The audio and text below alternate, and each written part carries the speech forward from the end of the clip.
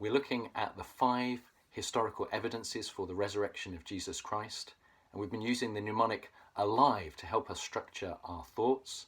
So we've seen our death by crucifixion, we've seen that ladies found the tomb empty, and we've seen independent and multiple appearances alive by Jesus Christ after his death.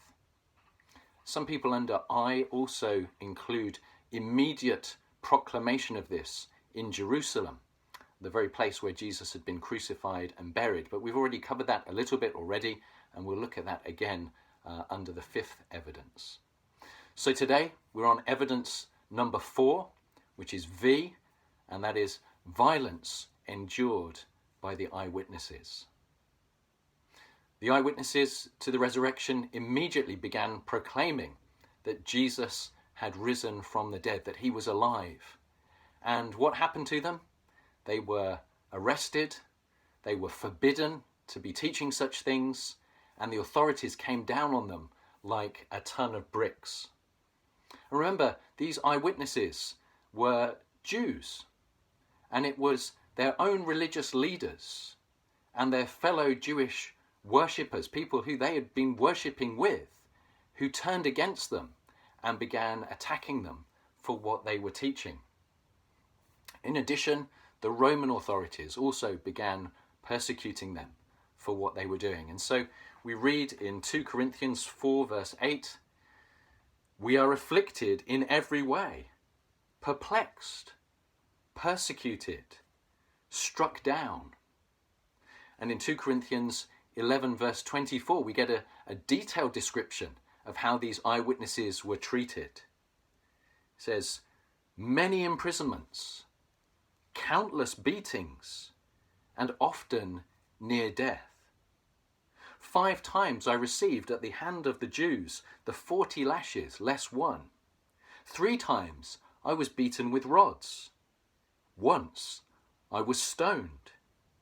3 times I was shipwrecked, and night and a day I was adrift at sea, on frequent journeys, in danger from rivers, danger from robbers, danger from my own people, danger from Gentiles, danger in the city, danger in the wilderness, danger at sea, danger from false brothers, in toil and hardship, through many a sleepless night, in hunger and thirst, often without food, in cold and exposure." And so these eyewitnesses, they were beaten, they were flogged, they were whipped, they were stoned. Some of them were even put to death.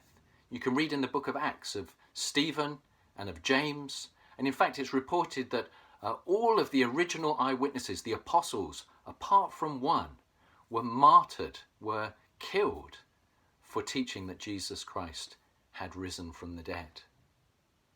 Now, when we come to this subject of martyrdom, you might say to me, yeah, but all kinds of people are willing to suffer and even to die for sincere beliefs that they hold. And in all kinds of religions, there are martyrs who believe that they're going to gain some reward in heaven, in the afterlife, that there's some future hope if they lay down their life now.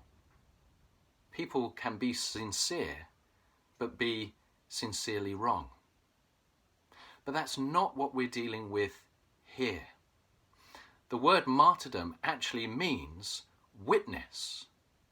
And these eyewitnesses were being put to death for their testifying, their testimony of what they saw, of what they had experienced with their 5 senses.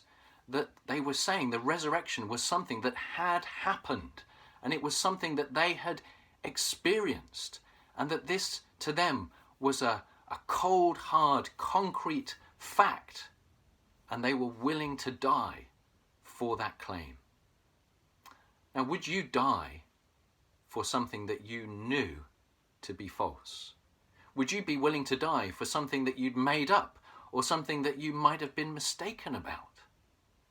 But all of these eyewitnesses were willing to die in order to testify to the fact that Jesus Christ had risen from the dead. And so Robert Jenkins, in a book from 1712, puts it like this: martyrs are witnesses, and no other religion is capable of being attested in such a manner as the Christian religion. No other religion was ever propagated by witnesses who had seen and heard and been every way conversant in what they witnessed concerning the principles of their religion. No religion, besides, was ever preached by men who, after an unalterable constancy, under all kinds of sufferings, at last died for attesting it, when they must of necessity have known whether it was true or false, and therefore certainly knew it to be true, or else they would never have suffered and died in that manner for it. And so you've got this martyrdom, and you've got the eyewitnesses of the eyewitnesses. So you've got people like Clement, who was a follower of Peter and was an eyewitness of everything that Peter said he'd been an eyewitness of. And you've got Polycarp, who was a follower of John and was an eyewitness of everything John taught that John had been an eyewitness of. So eyewitnesses of the eyewitnesses. And these men too were martyred for their witness to what they had been taught and what they believed and what they preached about the resurrection. Well, what about gain? I mean, people start cults. You've come across TV evangelists who say, well, just send me your credit card detail. People are willing to do all kinds of things and say all kinds of things for money or for power or for popularity or to attract the opposite sex. So were these eyewitnesses doing it for material gain? Well, these were just ordinary working men. They lost their jobs, they gave up their jobs, they lost their friends, they had no income. They became itinerant preachers of the resurrection and supported themselves during their preaching. And even the little bit that they did have, they shared with the poor and the needy. So they didn't do anything for monetary gain. And they didn't do it for popularity, because as we've seen, they became outcasts for what they were teaching. They were attacked by former friends, by religious leaders, by Roman authorities. And they didn't do it for power, because the church was tiny, had no influence, was persecuted and attacked. And these men taught the highest standards of chastity and marital faithfulness. So they weren't doing it to get girls. We read about this in Philippians chapter 3, where the Apostle Paul says, "For Christ's sake, I have suffered the loss of all things, and I count them as nothing, as rubbish, in order that I may gain Christ." And in 1 Corinthians 4:11 he says, "To this present hour we hunger and thirst. We are poorly dressed and buffeted and homeless. And we labour, working with our own hands. When reviled, we bless. When persecuted, we endure. When slandered, we entreat. We have become, and are still, like the scum of the earth, the offscouring of all things." This is what the early eyewitnesses gained materially. They lost everything and gained nothing but trouble, persecution, and death. So again, I ask you the question, would you be willing to do all of that for something that you knew to be a lie, for something that you weren't quite sure whether it had really happened or not? Of course not.